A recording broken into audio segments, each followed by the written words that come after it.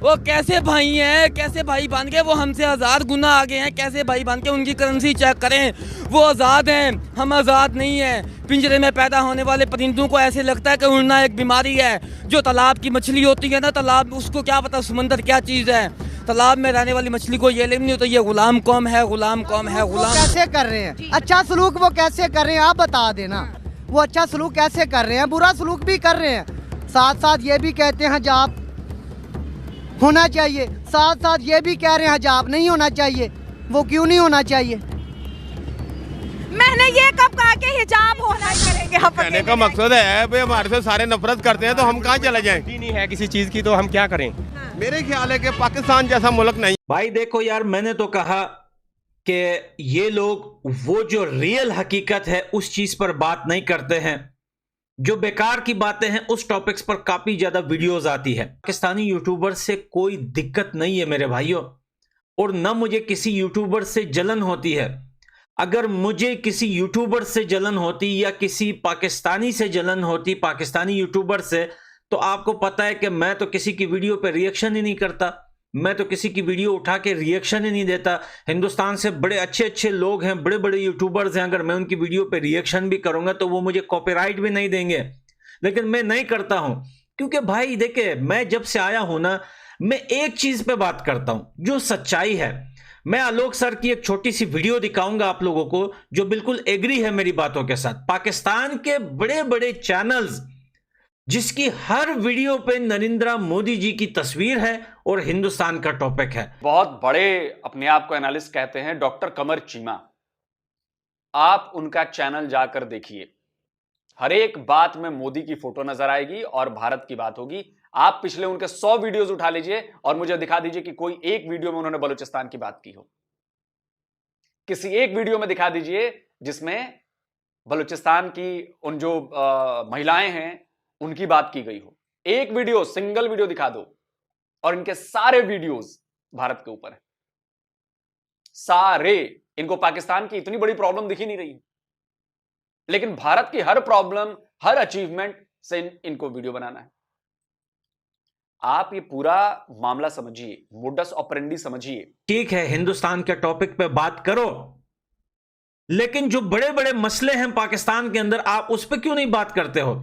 जब अफगानिस्तान में तालिबान और पिछली सरकार लड़ रही थी, आपको पता है मैंने कितनी वीडियोस तालिबान पे बनाई थी, बिना डरे, बिना ये सोचे कि यार अगर मैं खुद अफगानिस्तान में नहीं हूं तो फैमिली तो अफगानिस्तान में है, क्या मुझे धमकियां नहीं मिली थी उस टाइम? क्योंकि वो जंग का माहौल था, वार चल रही थी उस टाइम। को मिस किया हुआ है उस पर कोई बात नहीं करेगा, आर्मी का कोई नाम ही नहीं लेगा। पाकिस्तान के अंदर कोई नाम लेके तो दिखाए, अगले दिन फैमिली के साथ ही गायब हो जाएगा। अफगानिस्तान के ऊपर इनकी आर्मी जो है, वो इतने सुसाइड बॉम्बर जो अफगानिस्तान आ रहे थे, ये कहां से ट्रेन होके आ रहे थे? पाकिस्तान आर्मी तो ट्रेन कर रही थी। कितनी वीडियोस आई, कितने इनके पिक्स आए, कितनी इंटरव्यू आई, कितने बंदे पकड़े गए अफगानिस्तान में जिनके जेब से पाकिस्तान के कार्ड निकल रहे थे, जो वहां के एड्रेस बता रहे थे, जो सब कुछ बता रहे थे। उस पर कोई वीडियो नहीं बनाएगा।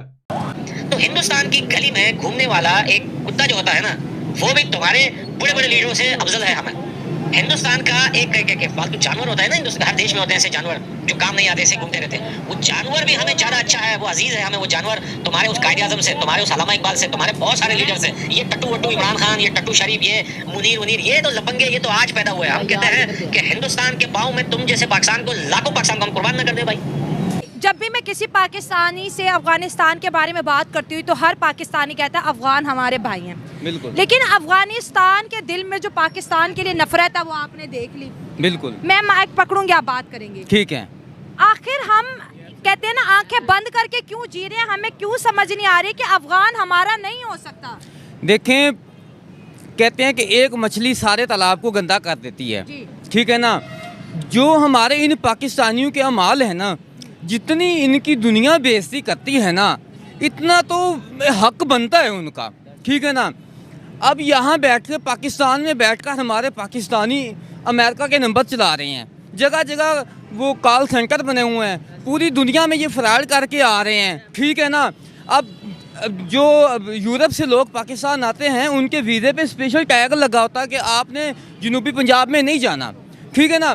अब जो है ना, उन्होंने जो इमरान खान का नाम लिया है या जिसका भी नाम लिया है, ठीक है ना, अब वो तो नहीं जानते कि वो लीगत इस मुल्क के लिए कितना मुखलिस है, ठीक है ना।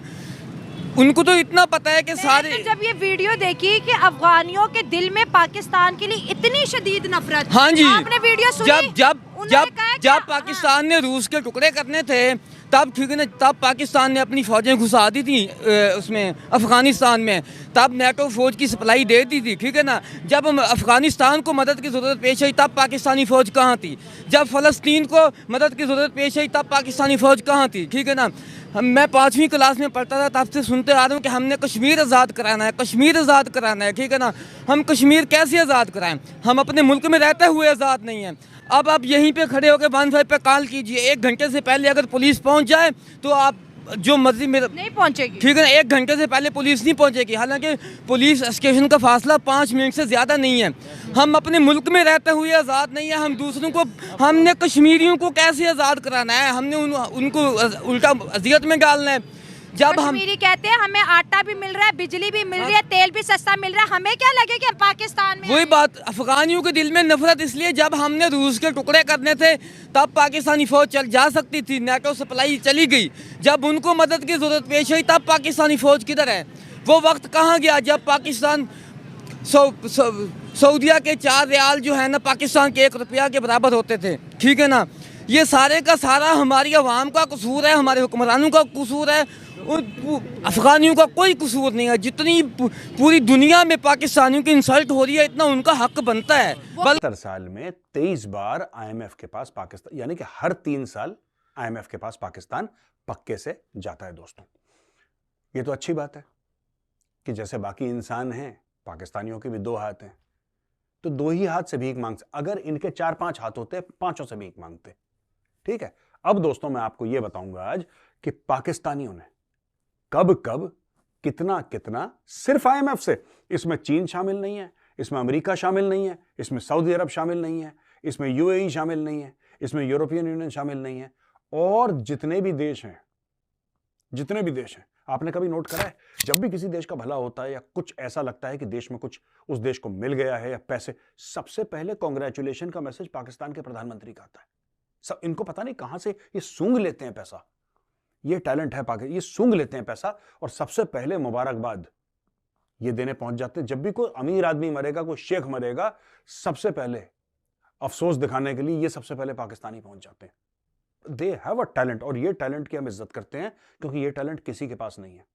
जैसे आपने एयरपोर्ट पे देखना, लैब्राडोर सूंघ सूंघ के निकाल लेता है ड्रग्स या एक्सप्लोजिव। ये पाकिस्तान के अशराफिया सूंघ सूंघ के निकाल लेते हैं डॉलर। इनको नाक में वो क्या कहते हैं, वो स्मेल जाना शुरू हो जाती है डॉलर की, आवाज कड़कड़ाते नोटों की। अब मैं आपको बताता हूं इन लोगों ने क्या तहलका मचा रखा है। देखिए दोस्तों, ये पूरी लिस्ट है भाई, सिर्फ IMF से ये इन्होंने तीर मारे हैं।